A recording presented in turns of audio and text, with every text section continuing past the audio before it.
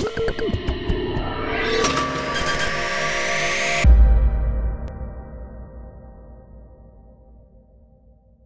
à toutes et à tous, on se retrouve aujourd'hui pour une présentation et un test du OnePlus 5T qui m'a été envoyé par Gearbest.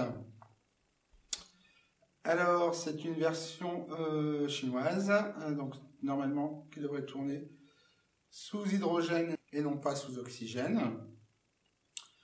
Donc on va voir ça tout de suite, on va déjà déballer la boîte. Alors, à l'intérieur, on y trouve... Oups.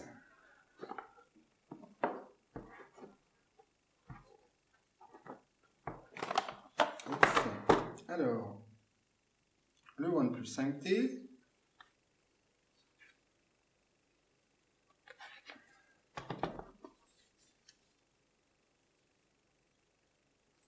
Voilà.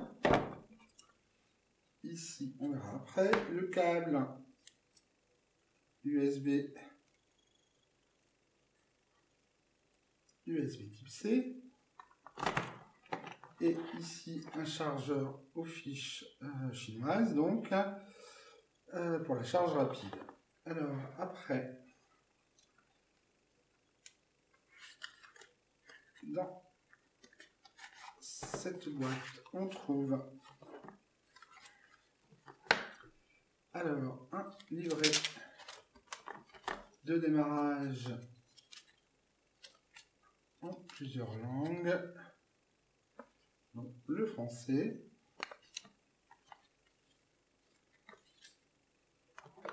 après, oups, voilà, bon, un autocollant, et ici, un livret en chinois, le poinçon pour ouvrir le tiroir des cartes SIM, et une protection en genre de silicone, pas tout à fait transparent. Donc voilà un packaging plutôt complet. Faisons le tour de ce OnePlus 5T. Donc ici la face avant avec la caméra selfie de 16 mégapixels. Puis rien d'autre, hein, vu le design borderless de ce smartphone. Sur la face arrière, le double capteur photo Sony 16 mégapixels plus 20 mégapixels. Avec un flash double LED, le lecteur d'empreintes digitales. Sur la tranche supérieure, on ne trouve rien. Sur la tranche inférieure, le port USB type C, la fiche jack audio, un haut-parleur micro. Sur la tranche de droite, le tiroir des cartes SIM, le bouton power. Sur la tranche de gauche, le bouton volume plus, volume moins et le bouton alert slider qui vous permet de gérer les notifications. Au niveau définition, rien à redire, hein, OnePlus est quand même une marque très qualitative. Ce qui me surprend le plus par rapport aux autres smartphones chinois que j'ai pu tester, c'est sa relative finesse. Les matériaux sont qualitatifs. La finition au niveau de l'assemblage ne pose pas de soucis. Je ne vois rien en tout cas. À l'arrière ici, je ne sais pas si vous allez voir la première bande d'antenne, ici la seconde. Au final, ce design me paraît, sans avoir encore allumé le smartphone, plutôt qualitatif, élégant. Le smartphone tient bien en main. Démarrons le OnePlus 5T.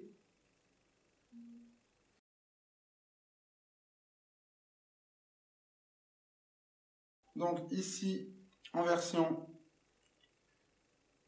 hydrogène. Et alors, setting, about phone. Alors, hydrogène OS 3.7.0 qui tourne sous Android 7.1.1.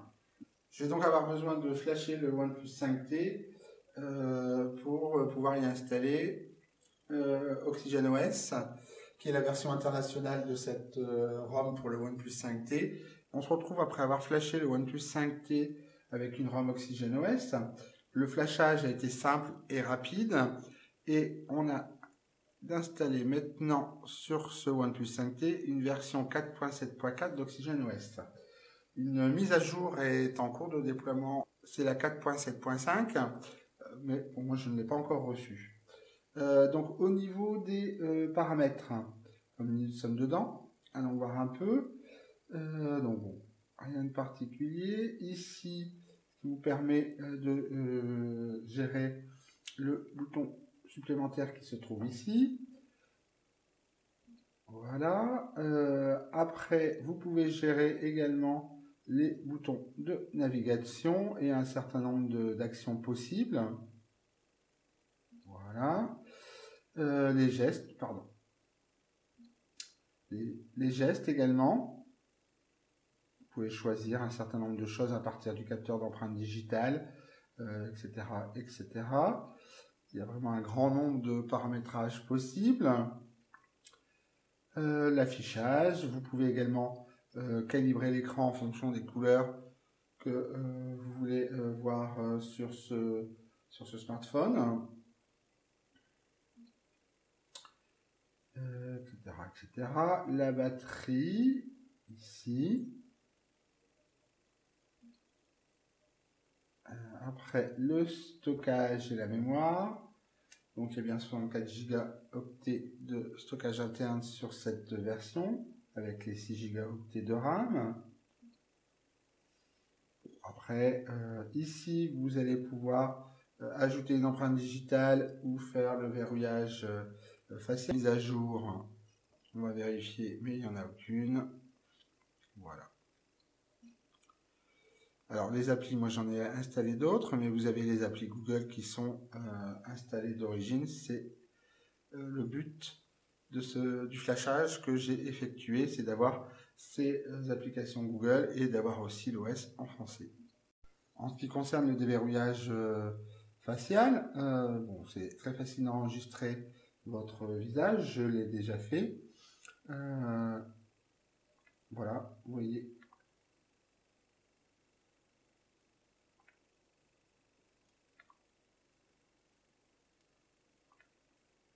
Donc il y a un petit temps d'attente, mais c'est sans doute aussi dû au fait que, que la position n'est pas exceptionnelle, vu qu'entre le téléphone et moi, il y a le pied de la caméra.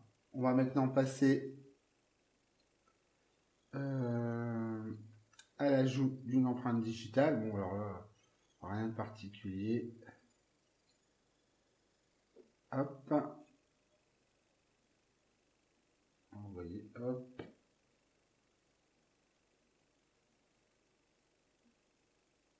Voilà. OK. On va quitter.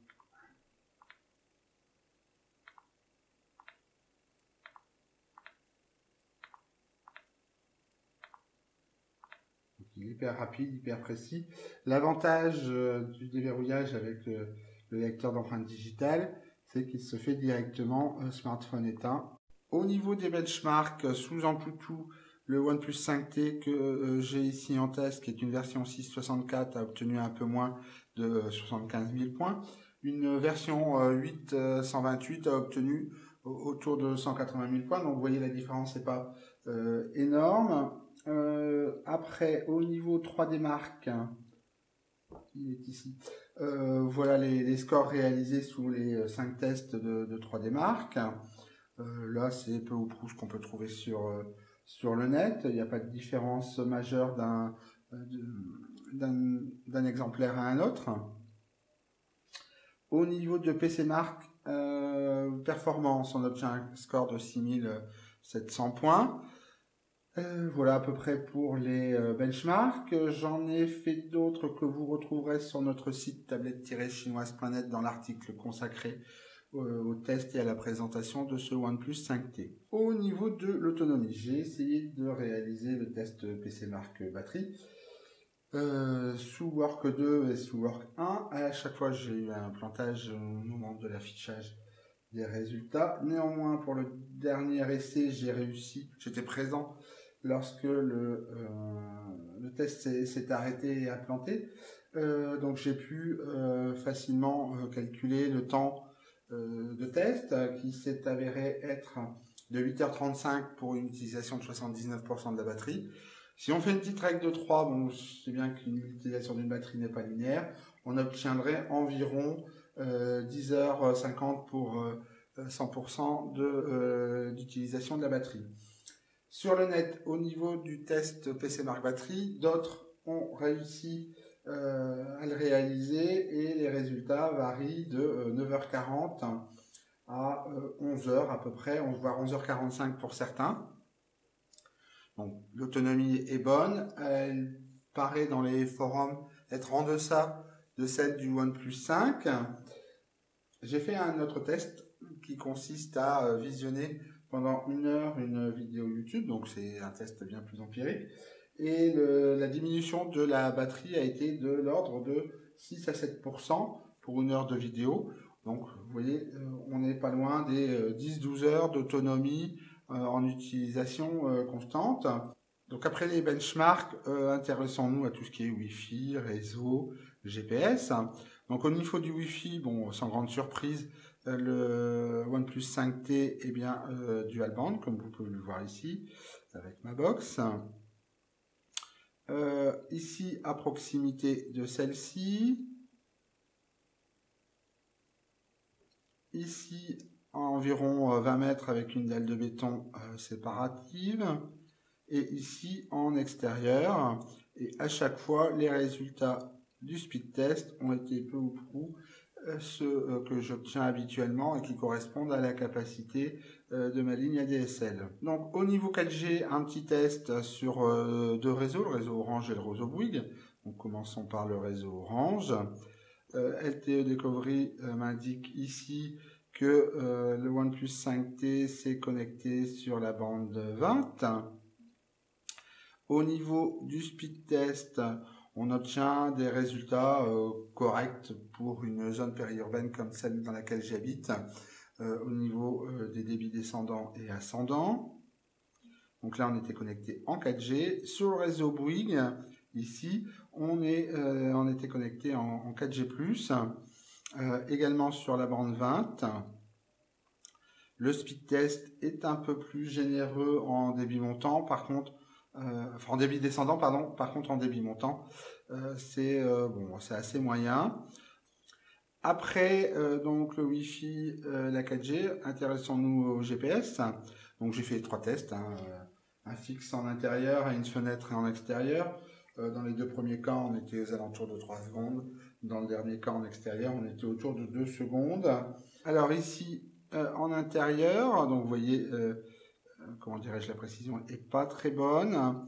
Au niveau des satellites, ben là on n'est que sous des satellites américains. Après ici, à une fenêtre, bon bah ça s'est déjà un peu amélioré. Au niveau des satellites, on voit apparaître le système GLONASS. Et puis le temps de faire la capture écran, on voit aussi ici apparaître le système Beidou. Après ici, en extérieur, donc vous voyez satellite américain, satellite russe, satellite chinois et 2 satellites avec un point d'interrogation. Donc je suppose que c'est le réseau Galileo. Donc pas de souci au niveau du GPS dans les fixes. Après en utilisation, que ce soit avec Maps ou Waze, aucune difficulté, que ce soit en voiture, la précision est bonne, la rapidité est bonne, ou à pied, idem, pas de souci également. Le OnePlus 5T est équipé à l'arrière d'un double capteur Sony de 16 mégapixels et de 20 mégapixels et à l'avant d'un capteur Sony également de 16 mégapixels. Ici des exemples pris avec le capteur arrière, le double capteur arrière. Donc en extérieur, voilà, vous retrouverez ces clichés sur notre site tablette-chinoise.net comme dit précédemment dans l'article qui sera consacré à ce test et cette présentation. Alors ici un zoom entre celle-ci et ici un zoom par 4 et ici un zoom par 8. Là un autre jour il faisait un peu meilleur. Donc ici on passe à un zoom 4, un zoom 2. Donc ici en intérieur en format 4 tiers, standard avec flash HDR. Ici en format 18/9, standard, flash HDR et j'avais oublié haute qualité. Et ici c'est la même en 4 tiers mais en haute qualité. Ici la même chose sur un tableau 4 tiers 18 9e. Ici, de nuit. Donc, voilà, avec un zoom 4 et un zoom 8. On recommence, la même chose. Ici, en intérieur, avec un éclairage assez faible. Flash, HDR, HQ. Au niveau de la qualité des photos, je vous laisse juger à partir des exemples que vous retrouverez sur notre site tablette-chinoise.net. Pour ce que moi j'en ai ressenti, je trouve que c'est plutôt pas mal. D'autres personnes plus calées que moi dans ce domaine ont une opinion plus défavorable, on va dire, des capteurs photo du OnePlus 5T. En voyant la qualité de cet écran qui, je vous le rappelle, est un écran AMOLED de 6,01 pouces. Donc pour cela, quelques photos qui sont toujours les mêmes que celles que j'utilise habituellement pour mes présentations et tests. La qualité de cet écran, bon, est flagrante, il n'y a aucune discussion à avoir à ce niveau-là.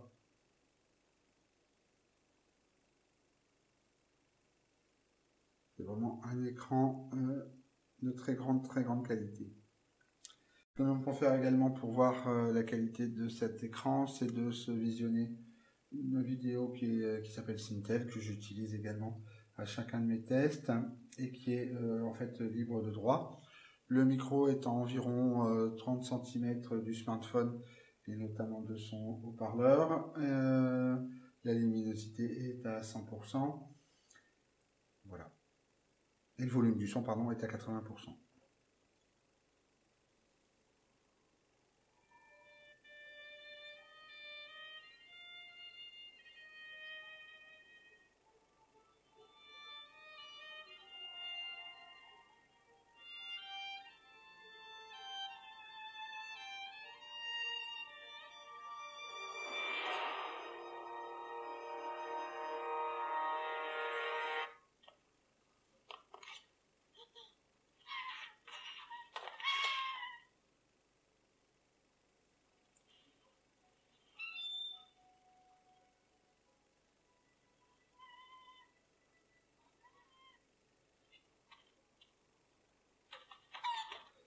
Comme vous pouvez le voir, les sauts au niveau dans la vidéo sont vraiment très fluides.